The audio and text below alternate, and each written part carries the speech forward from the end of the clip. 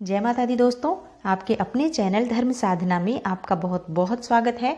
माँ भगवती दुर्गा की कृपा आप और आपके पूरे परिवार पर सदा सर्वदा बनी रहे। दोस्तों, आज के वीडियो में मैं आपसे बात करने वाली हूँ माघ मास में आने वाले शुक्ल पक्ष के प्रदोष व्रत के बारे में। कब है शुक्ल पक्ष में प्रदोष? क्योंकि 24 और 25 2 दिन तिथि पड़ रही है, तो किस दिन हमें व्रत करना चाहिए और कौन सा शुभ मुहूर्त है जिसमें हमें पूजा करना चाहिए, किस तरह से हम पूजा करें जिससे कि भगवान शिव प्रसन्न हो। आज के दिन हमें कौन सा विशेष उपाय करना चाहिए जिससे कि घर में सुख समृद्धि धन का आगमन हो और भगवान शिव की कृपा निरंतर हमें प्राप्त होती रहे। किस कामना से अगर आप व्रत कर रहे हैं तो किस दिन से आपको व्रत की शुरुआत करनी चाहिए, तो सभी बातें मैं आपको आज की इस वीडियो में शेयर करने वाली हूँ। वीडियो को पूरा ज़रूर देखें और अगर आपको आज की वीडियो अच्छी लगे तो प्लीज़ इसे लाइक कर दीजिए और ज़्यादा से ज़्यादा इस वीडियो को शेयर कीजिए। बात करें इस व्रत के महत्व के बारे में, तो जो त्रयोदशी तिथि का व्रत होता है यानी कि जो प्रदोष का व्रत होता है, सबसे पहले इसे चंद्रदेव ने रखा था, जिसके बाद उन्हें भगवान शिव का आशीर्वाद प्राप्त हुआ और वे क्षय रोग से मुक्त हो गए थे। बहुत ही शुभ फल देने वाला होता है ये व्रत, क्योंकि इस व्रत की ऐसी मान्यता है कि इस समय में यानी शाम को प्रदोष काल के समय में त्रयोदशी तिथि के दिन भगवान शिव अपने कैलाश पर्वत पर जो रजत भवन है वहां पर नृत्य करते हैं। तो जब भगवान शिव इतनी प्रसन्न मुद्रा में कैलाश पर्वत पर होते हैं तो आप जो भी कामना है उस कामना से भगवान शिव की पूजा करें, आराधना करें प्रदोष काल के समय, तो वो कामना पूर्ण हो जाती है और भगवान शिव का आशीर्वाद हमें प्राप्त हो जाता है। किस तरह से हमें प्रदोष का व्रत रखना चाहिए और पूजा की क्या विधि है, तो सबसे पहले बात करते हैं कि हमें प्रदोष का व्रत रखने की विधि क्या है। प्रातःकाल आपको जल्दी उठना है अगर आपको प्रदोष का व्रत करना है तो, और स्नान इत्यादि करने के बाद साफ स्वच्छ वस्त्र धारण करें। भगवान शिव का ध्यान करते हुए व्रत का संकल्प लें कि आज आप ये व्रत कर रहे हैं और पूरे दिन आप भगवान शिव के चरणों में ध्यान लगाएंगे, प्रार्थना करें, पूजा करें। और अगर आपकी कोई विशेष कामना है जिसके लिए आप व्रत कर रहे हैं तो भगवान के सामने, भगवान शिव के सामने आप इस कामना का संकल्प लें कि आप इस कामना से ये व्रत कर रहे हैं और शीघ्र ही आपकी कामना भगवान शिव पूर्ण करें। ऐसा कहते हुए आपको व्रत का संकल्प लेना है। भगवान शिव का अभिषेक आपको करना है। इसके लिए आप चाहे तो मंदिर जा सकते हैं, अगर आपके घर के आसपास कोई मंदिर हो तो वहां जाएं, शिव का और पूरे शिव परिवार का अभिषेक करें।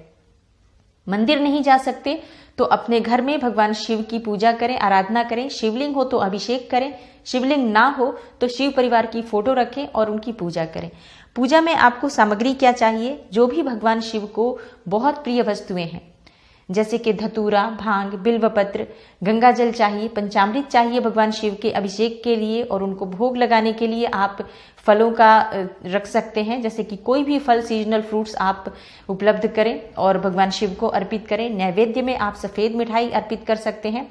इस तरह से आपको भगवान शिव का विधिवत श्रद्धा भाव से पूजा करनी है, समर्पण भाव से पूजा करनी है कि भगवान शिव आपकी हर कामना पूर्ण करें और जो भी आपसे भूल चूक हो जाए अगर इस पूजा पाठ में या व्रत में, उन सभी गलतियों को क्षमा करके आप पर कृपा करें। तो इस तरह से आपको पूजा करनी है सुबह के समय संकल्प के साथ। फिर दिन भर आपको व्रत रखना होता है। आप चाहे तो निर्जल व्रत रख सकते हैं, चाहे तो फल ले सकते हैं और जल ले सकते हैं, जैसे फलाहार के साथ आप ये व्रत कर सकते हैं। दोनों ही विधियां होती हैं व्रत की, कुछ लोग निर्जल रखते हैं, कुछ लोग फलाहारी रखते हैं। तो आप अपने शरीर की क्षमता देखें कि आप किस तरह से व्रत कर सकते हैं, व्रत करें।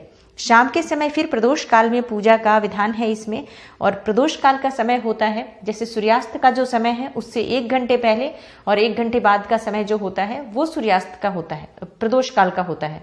तो उस समय में आप उससे पहले स्नान इत्यादि कर लें सूर्यास्त से 1 घंटे पहले, और आप अपने घर में ही चौकी लगा लें, भगवान शिव का एक मूर्ति या चित्र स्थापित कर लें उस चौकी के ऊपर सफेद कपड़ा बिछाकर, और फिर भगवान शिव की विधिवत पूजा करें। शिवलिंग है तो अभिषेक कर लीजिए, शिवलिंग नहीं है तो भगवान शिव का जो फोटो या चित्र है उस पर ही हल्के से छींटे दीजिए पंचामृत के, और सभी वस्तुएं भगवान शिव की जो प्रिय वस्तुएं हैं वो इस समय अर्पित करनी है आपको। शुद्ध घी का दीपक जलाना है और उसके बाद भगवान शिव की कपूर से आरती करनी है।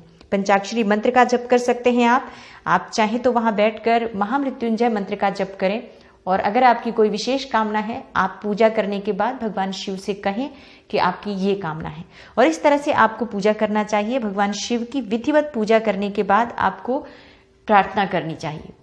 ये व्रत बहुत ही उत्तम फल देने वाला व्रत होता है। चाहे तो आप रात्रि जागरण कर सकते हैं।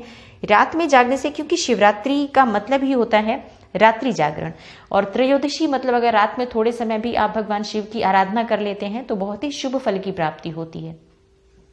इस तरह से आपको पूजा करना होता है। प्रदोष व्रत है तो कुछ गलतियां आप बिल्कुल ना करें, जैसे कि आज आपको काले वस्त्र धारण नहीं करने चाहिए। काले वस्त्र धारण करके पूजा नहीं करनी चाहिए। शुभ रंग पहने, जैसे कि आप अगर पुरुष हैं तो सफ़ेद वस्त्र धारण करके पूजा कर सकते हैं, और अगर महिलाएं हैं जो पूजा कर रही हैं तो सौभाग्यवती स्त्रियों को लाल, पीले, गुलाबी इस तरह से वस्त्र धारण करके और भगवान शिव की आराधना करनी चाहिए। आज के दिन आपको किसी भी वाद विवाद में नहीं फंसना चाहिए, गुस्सा नहीं करना चाहिए, ब्रह्मचर्य का पालन करना चाहिए। आज के दिन किसी भी तरह से किसी की भी चुगली, निंदा नहीं करनी चाहिए, किसी भी जीव को सताना नहीं चाहिए। तो विधिवत आप भगवान शिव को समर्पित भाव से आज के दिन व्रत करें।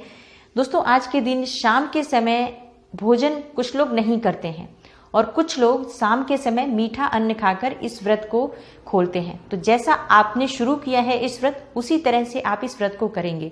जैसे कि पहली प्रदोष में ही आप संकल्प लेते हैं कि आप किस तरह से ये व्रत शुरू करना चाहते हैं, तो उसी तरह से आप आगे भी व्रत कंटिन्यू करते हैं।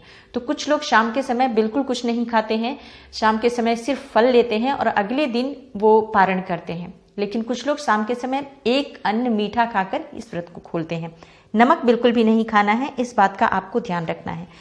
अब बात करते हैं कि कब है प्रदोष का व्रत। साल 2021 के माघ मास के शुक्ल पक्ष का। दोस्तों, तिथि का प्रारंभ कुछ इस तरह से हो रहा है कि इसकी वजह से ही कंफ्यूजन है कि 24 को व्रत करें या कि 25 को करें।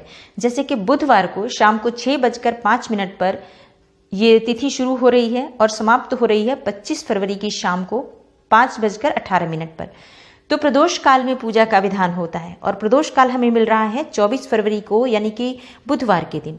तो ये जो व्रत होगा बुध प्रदोष का होगा, और बुध प्रदोष का व्रत सुख, समृद्धि, धन, वैभव के लिए रखा जाता है। और अगर संतान प्राप्ति में कोई बाधा है तो भी बुध प्रदोष का व्रत करना चाहिए। संतान अगर गलत रास्ते पर चली गई है, संतान किसी भी तरह से संतान पक्ष से आपको परेशानी हो रही है, तो इस व्रत को शुरू करें और इस व्रत को करें। विधिवत भगवान गणेश की भी पूजा करें और भगवान शिव की भी पूजा करें। इस तरह से अगर आप व्रत करते हैं तो आपकी संतान सही मार्ग पर आ जाती है और धन, सुख, समृद्धि की प्राप्ति होती है। आज आप गणेश जी को दुर्वा जरूर अर्पित करें, भगवान गणेश जी को लड्डुओं का भोग लगाएं, क्योंकि बुधवार का दिन है। और शिव परिवार की जब आप पूजा करते हैं तो जैसे शिव की पूजा कर रहे हैं, गणेश जी की पूजा भी आपको विधिवत करनी है। इस तरह से आपको पूजा करनी है। अब बात करते हैं कि आपको किस समय पूजा करनी है। प्रदोष काल के समय में ही ये तिथि लगभग प्रारंभ हो रही है। जैसे कि त्रयोदशी तिथि प्रारंभ हो रही है शाम को 6:05 पर 24 फरवरी को। तो इस समय में ही आप स्नान इत्यादि करें। जैसे कि सूर्यास्त से 1 घंटे पहले आपको स्नान इत्यादि कर लेना है और उसके बाद पूजा करना है। तो प्रदोष काल का समय है, इस समय आप पूजा करें और भगवान शिव की आराधना करें, निश्चित ही आपकी कामना पूर्ण होगी। दोस्तों, आज के दिन यानी कि मैं आपको बताने वाली हूँ कि किस तरह से आपको अपनी कामना के लिए व्रत शुरू करना चाहिए। जैसे कि अगर आप संतान प्राप्ति की कामना रखते हैं तो आपको व्रत कब शुरू करना चाहिए, और धन प्राप्ति की कामना रखते हैं तो आपको व्रत किस दिन शुरू करना चाहिए। दोस्तों, जो लोग भी धन प्राप्ति की कामना रखते हैं, अगर आप चाहते हैं कि सुख समृद्धि मिले, सुविधाएं मिले, आपको भौतिक सुख सुविधाएं चाहते हैं, धन वैभव चाहते हैं और सौभाग्य में वृद्धि चाहते हैं, दाम्पत्य जीवन सुखमय बनाना चाहते हैं, तो आपको चाहिए कि आप शुक्रवार के दिन जब त्रयोदशी तिथि पड़ती है उस त्रयोदशी से व्रत का प्रारंभ करें। और अगर आप आरोग्य चाहते हैं, लंबी आयु चाहते हैं, तो ऐसे में त्रयोदशी तिथि जब रविवार को पड़ती है उस रविवार की त्रयोदशी से इस व्रत का प्रारंभ करना चाहिए। संतान प्राप्ति की कामना है तो आपको चाहिए कि जब शनिवार के दिन त्रयोदशी तिथि पड़े तो आपको ये व्रत शुरू करना चाहिए। और अगर आप कर्ज से मुक्ति चाहते हैं, धन प्राप्ति चाहते हैं, तो आपको चाहिए कि त्रयोदशी तिथि जब सोमवार के दिन पड़े तब आप इस व्रत की शुरुआत करें। इससे आपको कर्जों से मुक्ति मिलती है और धन की प्राप्ति होती है। दोस्तों, लेकिन अब जब आप व्रत शुरू करेंगे तो जिस भी तिथि से आप व्रत शुरू कर रहे हैं, जैसे कि त्रयोदशी रविवार को है और आपने व्रत शुरू कर लिया रविवार के दिन से, लेकिन ऐसा नहीं है कि आप जब रविवार आएगा तभी त्रयोदशी का व्रत करेंगे। आप उसके बाद हर त्रयोदशी का व्रत आपको करना पड़ेगा, चाहे आप शुक्ल पक्ष की करना चाहते हैं, चाहे आप दोनों पक्षों की त्रयोदशी भी करना चाहते हैं तो कर सकते हैं। कुछ लोग शुक्ल पक्ष की ही सिर्फ करते हैं और कुछ लोग दोनों पक्षों की त्रयोदशी करते हैं। तो जैसा आप संकल्प लें उस तरह से आप इस व्रत को कर सकते हैं, लेकिन शुरुआत सिर्फ आप उस दिन से करें जो आपकी कामना है। उसके बाद की त्रयोदशी आपको सारी करनी है। अब बात करते हैं कि आप बुधवार है, बहुत ही स्पेशल है ये त्रयोदशी तिथि, प्रदोष का व्रत। आज के दिन सुख समृद्धि की प्राप्ति के लिए, अपार धन संपदा की प्राप्ति के लिए आपको कौन सा विशेष उपाय करना चाहिए। दोस्तों, आज के दिन यानी कि बुध प्रदोष के दिन भगवान शिव की आप विधिवत पूजा करें। शाम के समय जब आप प्रदोष काल में पूजा कर रहे हैं तो अपने घर में जब आप पूजा कर रहे हैं थोड़े से चावल भगवान शिव को अर्पित करें। इसके लिए आपको लेना चाहिए कम से कम आधा किलो चावल लें आप। साबुत चावल लेना है, बिल्कुल भी टूटे हुए दाने नहीं होने चाहिए। तो ऐसा साबुत चावल आप लेकर और भगवान शिव को एक मुट्ठी चावल अर्पित कर दें। बचा हुआ चावल आप किसी जरूरतमंद को दान कर दें। और जो चावल आपने अर्पित किया है, आप चाहे एक मुट्ठी चावल अर्पित कर सकते हैं, चाहे थोड़ा सा चावल अर्पित कर दें जो अक्षत होता है। और पूजा के बाद आप उस चावल को एक सफेद कपड़े में बांधकर अपने घर में धन रखने के स्थान पर रखते हैं तो आपके घर में धन का अभाव कभी नहीं होगा, हमेशा धन का आगमन होता रहेगा, अपार धन संपदा की प्राप्ति होती है। अगर त्रयोदशी तिथि के दिन भगवान शिव की पूजा में अक्षत का प्रयोग करते हैं और उस अक्षत को आप सफेद कपड़े में बांधकर अपने धन रखने के स्थान पर रखें, भगवान शिव से प्रार्थना करते हुए कि आपके घर में जो भी परेशानी है धन से संबंधित वो सभी परेशानियां दूर हो, माँ लक्ष्मी की कृपा आपको मिले, आपके घर में धन सौभाग्य की वृद्धि हो। ऐसी प्रार्थना करते हुए, ऐसी कामना करते हुए आज आपको ये उपाय करना चाहिए। तो उम्मीद करती हूँ प्रदोष के व्रत से जुड़ी ये विशेष जानकारी और बहुत ही महत्वपूर्ण जानकारी आपको जरूर अच्छी लगेगी। आपको वीडियो से लाभ हो तो इसको लाइक जरूर कीजिए और अच्छी लगी हो वीडियो तो शेयर भी कर दीजिए अपने फैमिली फ्रेंड्स के साथ। चैनल पर नए हैं अगर आप तो चैनल को सब्सक्राइब कीजिए, बेल बटन को प्रेस कर लीजिए। इससे ये होगा कि इस तरह की सभी वीडियोज की नोटिफिकेशन आपको सबसे पहले मिलेगी। मैं मिलती हूँ आपसे अगली वीडियो में, तब तक के लिए नमस्कार।